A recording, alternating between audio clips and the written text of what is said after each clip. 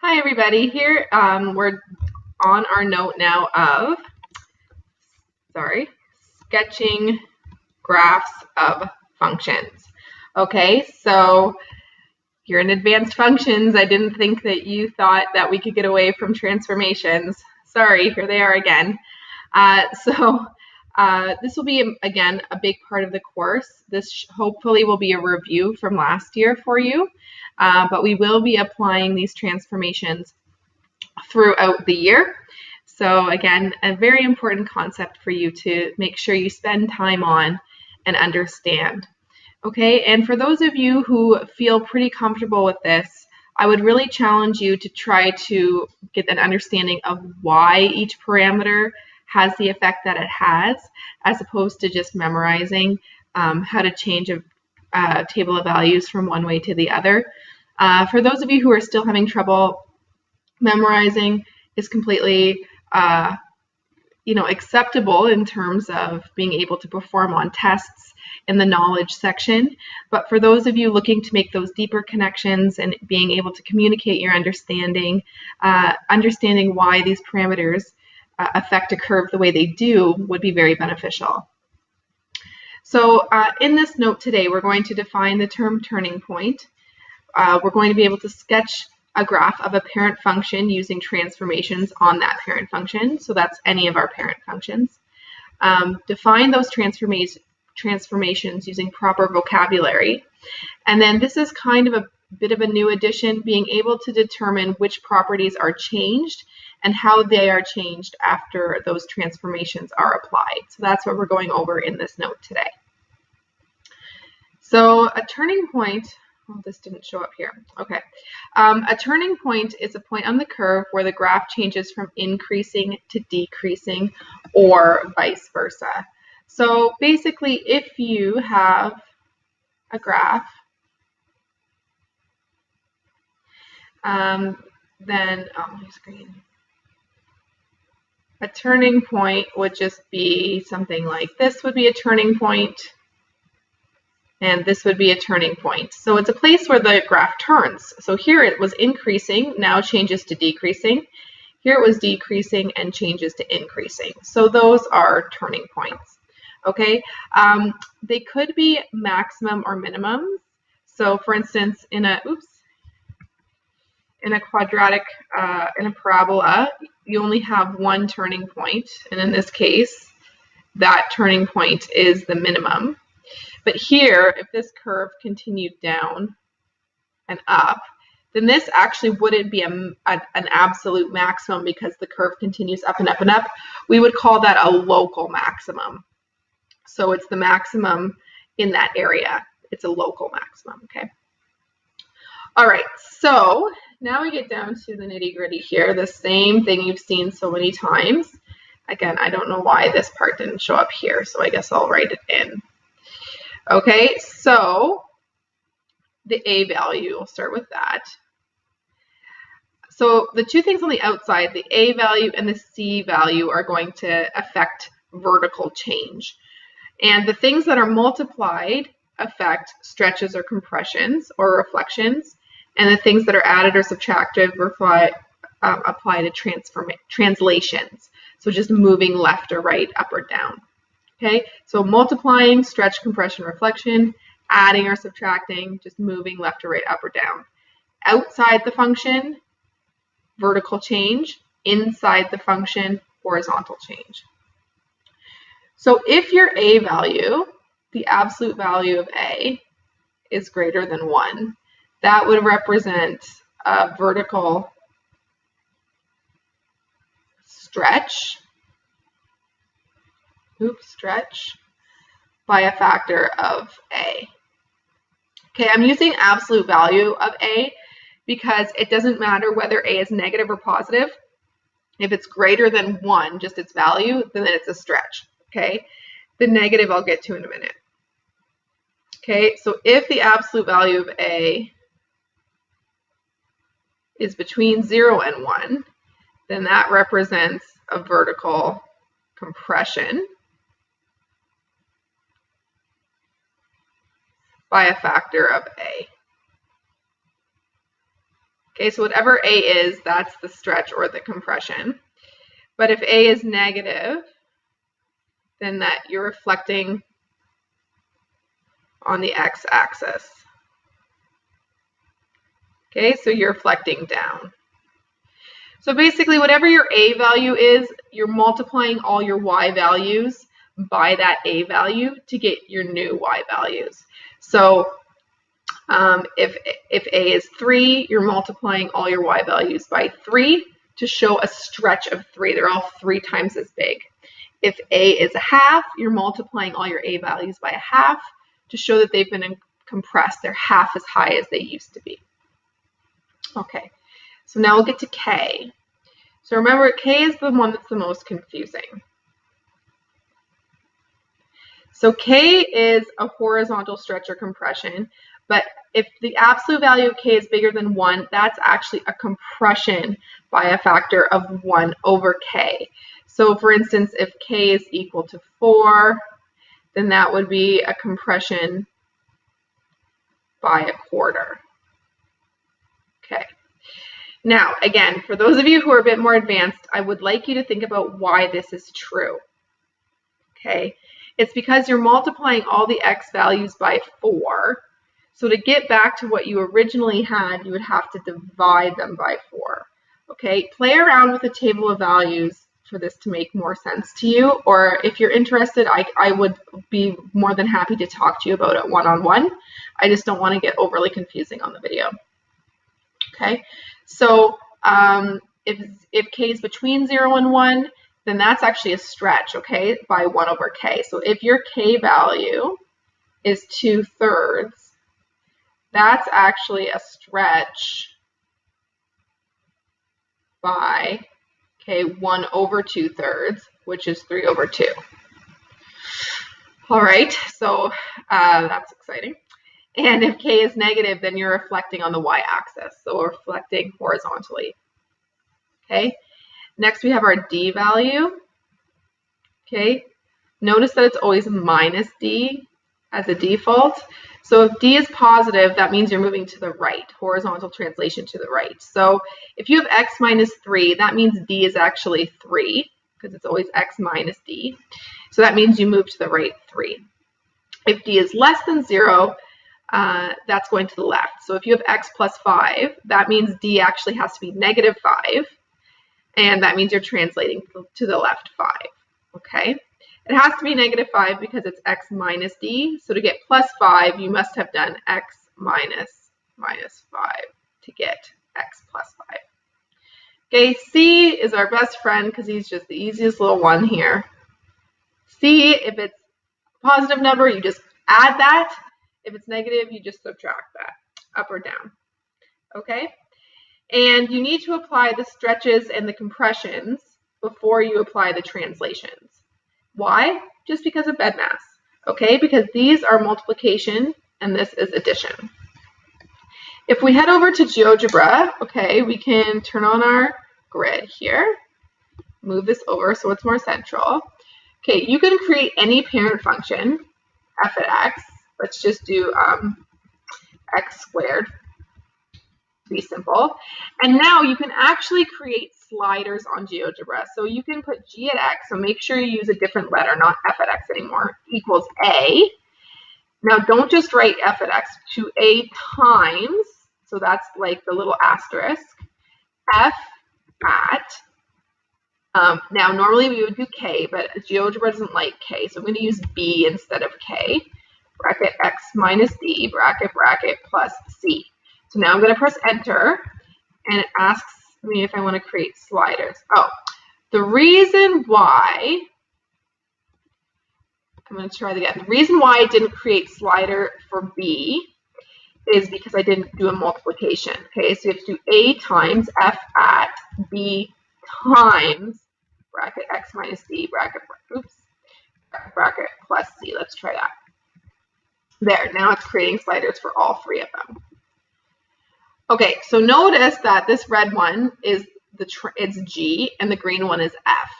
So it's defaulted to put all the sliders at 1. So we want that for A and B, but we don't want D to be 1 because That's a translation. So D and C we want to be 0 because we don't want it to be moved left to right.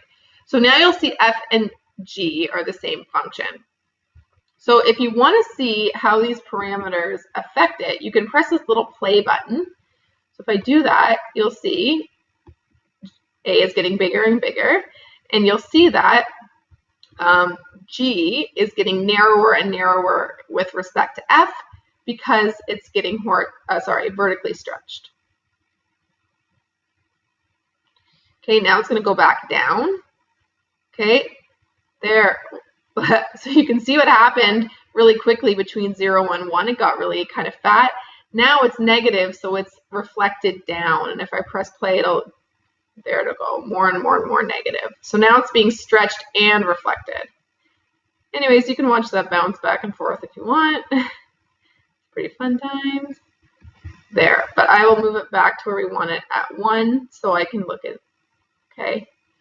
So if you want to go in GeoGebra, you can do that with each of these parameters. You can see what happens with B, which is actually K. So that gets horizontally squished and then stretched, and then it reflects over, which in this case is just a mirror image. Okay. Now, the cool thing, because of how we labeled this, is that now I can change f at x to be anything that I want, and it will translate that function as well. So I don't actually have to rewrite everything. So because this g at x is just referring to any f at x, if I change what f at x is by double clicking here, so let's say I make this 1 over x, now it's going to refer to the reciprocal function. So now when I move d, for instance, see, it's transforming my new function. So that's a good way to play around with this and really help you understand it, because you can just keep changing the parent function. Okay, C obviously moves up or down. So notice that A and B, or K in this case, A and K both change the shape of the curve, and D and C just change the location of the curve. So that's what I mean when I say you got to do stretches and compressions first. That means you're going to find the shape of the curve first, and then you're going to do the translation. So then just move it around once you know what the shape is. Okay. So probably the most constructive point here is if this is a point on the parent,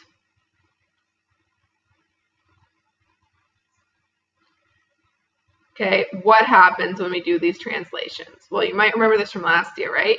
Your x value is going to be divided by k, and then you just add d. Your y value will be multiplied by a, and then you add c. So again, for those advanced students, I challenge you to think about why this is true. So this is the corresponding point on g at x, the transform function as defined above. So why are you multiplying a by y, and why are you adding c? Okay, why are you doing this? That's what I want you to struggle with and think about. And who knows, it may show up on a test or something. Okay, so you can apply a and k at the same time, and then d and c at the same time. Or you can just use this with a table of values. Okay, so first we have to get to this notation here. So when we have f is not a parameter. F at x is a function. So it can be referred to any function. So we need to make sure that you guys can write the equation of any parent function using this basic form. So for example, if f at x is equal to root x, then let's apply these translations, okay? So g at x then would be 3, you'll notice, is on the outside of f at x. So 3 we would put on the outside of the square root. The 2x minus 8 is inside the brackets, so it's inside the function, so it's going to go under the square root. Except I'm going to factor out k, because you can't see what the d value is unless you factor out k. Okay, and then the plus 1 is on the outside of the function, so it goes on the outside. So here we go. This would be vertically stretched by a factor of 3, horizontally compressed by 1/2, sorry, Write 4 of 1. Okay. Now, if f at x was 1 over x, then g at x would be 3 times 1 over. Now, the 2, x minus 4, goes where the function is, so down below, and then the plus 1 goes on the outside. Okay, I'm going to have you guys do the exact same thing for root x, for x squared. What else do I want you to do? And for 2 to the x. Okay? Oh, and you know, why not? Do it for absolute value of x as well. Okay? So write all 4 of these equations, apply these numbers just like I did here, and make sure that I check it to see you got it right next time I see you.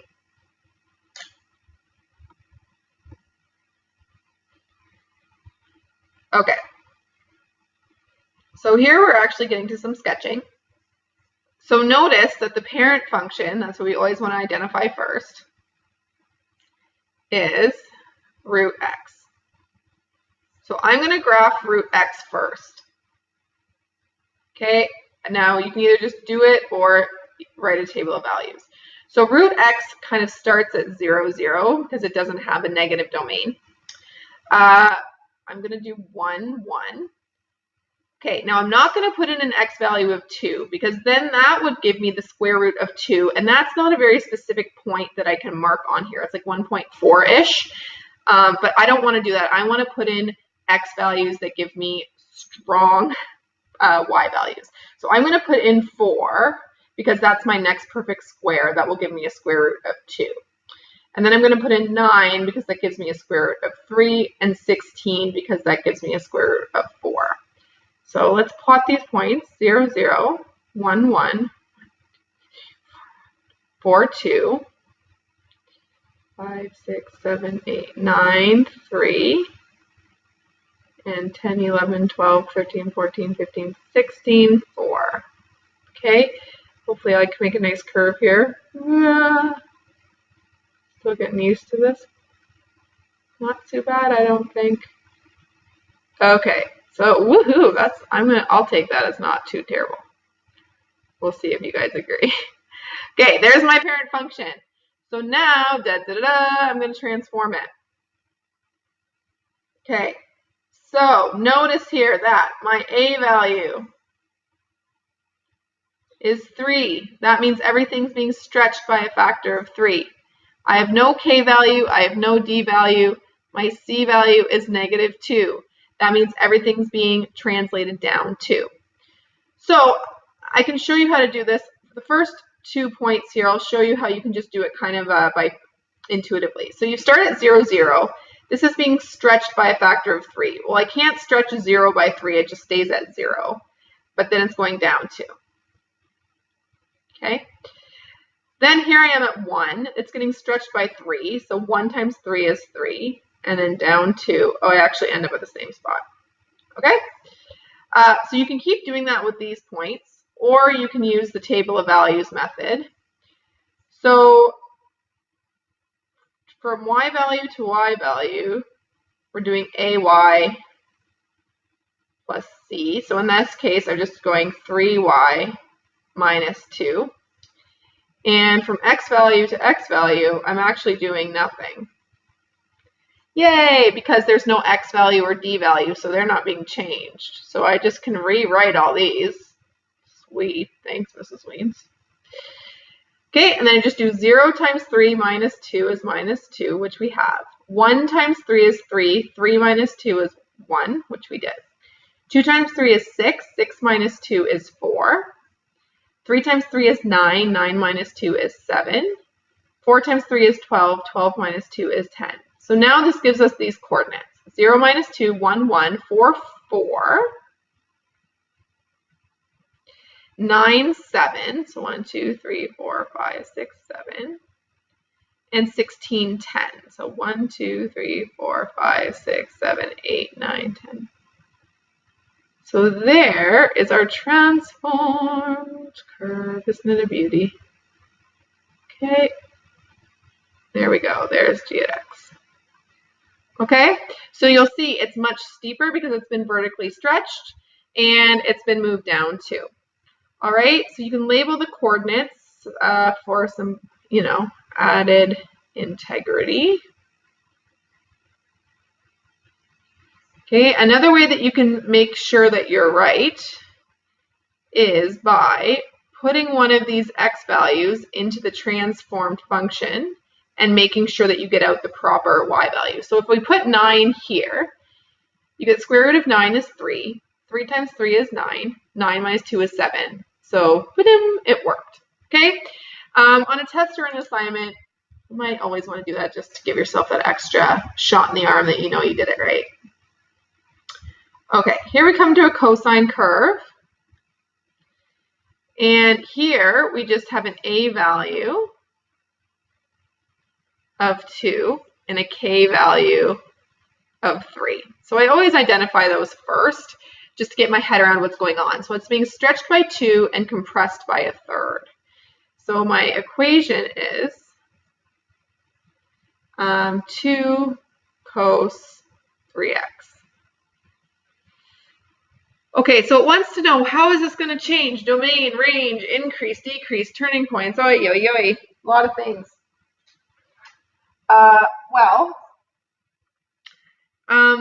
If you just take a normal cosine function, you can know its domain is any real number. Its range is from 1 to -1.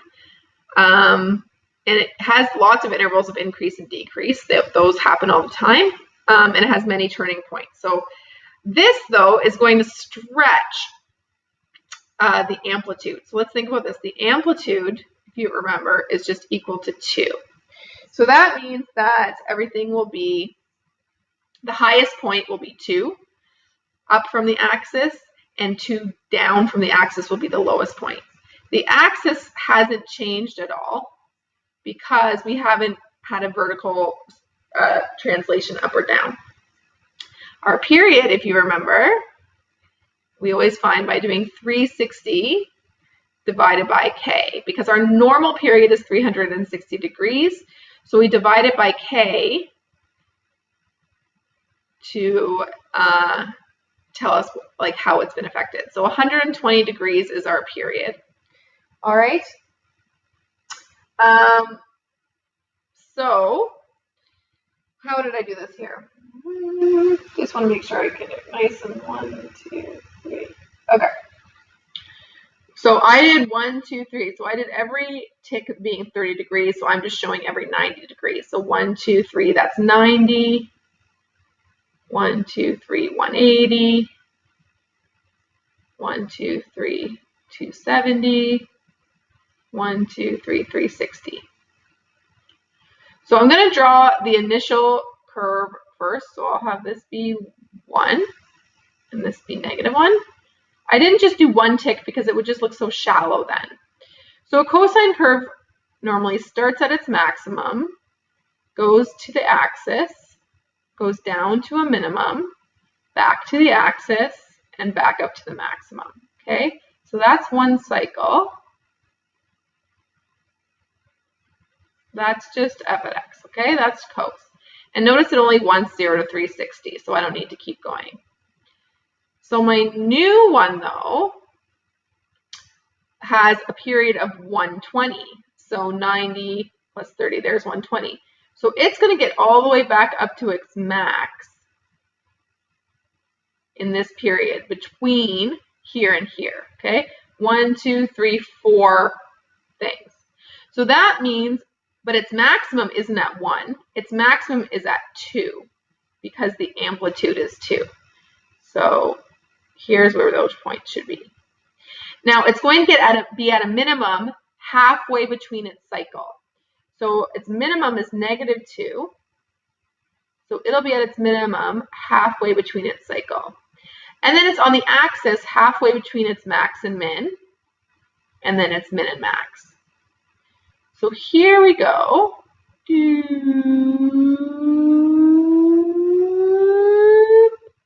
Because ignore those two blue ones. That's one cycle. Okay, so a cycle is 1, 2, 3, 4 ticks long because each tick is 30 degrees and we said it's 140. So we can do another one. 1, 2, 3, 4. Okay, and then halfway between is its min. And then here are the axis points. So there's another cycle. And we can do another cycle. Still 1, 2, 3, 4. Halfway between. And axis. So that blue one is our transformed function g at x. Okay, so notice it's been stretched by a factor of 2 vertically and compressed by a factor of 3 horizontally. So it makes sense that we can fit 3 cycles in where normally before we would only have 1 because we've compressed it by a third. Okay, just some final questions here. Oh, sorry, I didn't fully answer the rest of that. So the domain hasn't changed. The domain is still between 0 and 360, but the range has changed. So instead of being between 1 and -1, the range is now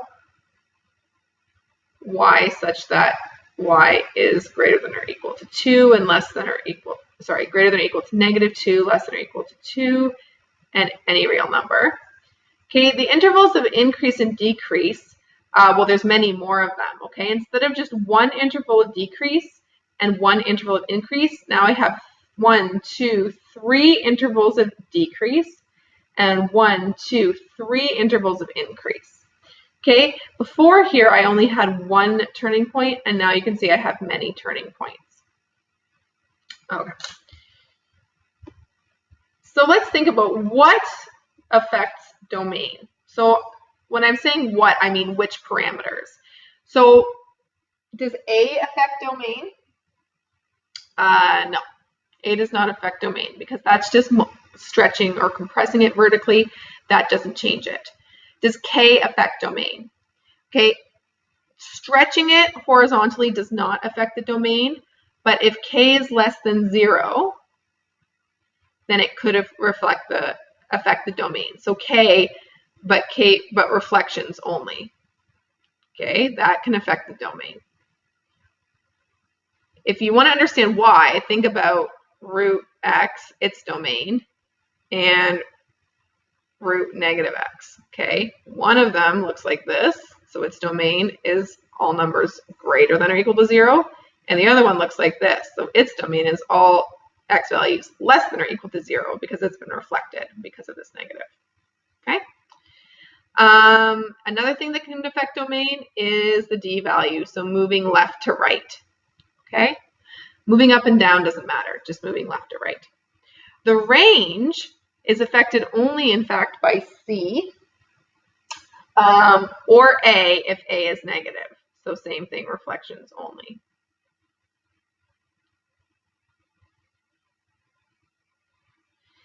Intervals of increase or decrease, those can be affected by A, K, or D. Okay. Now, these three I want you guys to try on your own. Think about which parameters would affect the turning points, where they are, the vertical asymptotes or the horizontal asymptotes. And remind me if I forget, we'll take that up tomorrow and I'll make sure you got those right.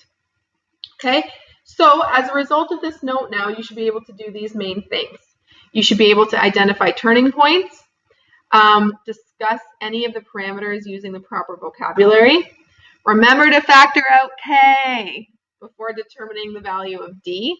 If you need to go back and write that up there on that first page of your note, right here, whoops, right here somewhere in this mess, go back and do that because you need to remember that.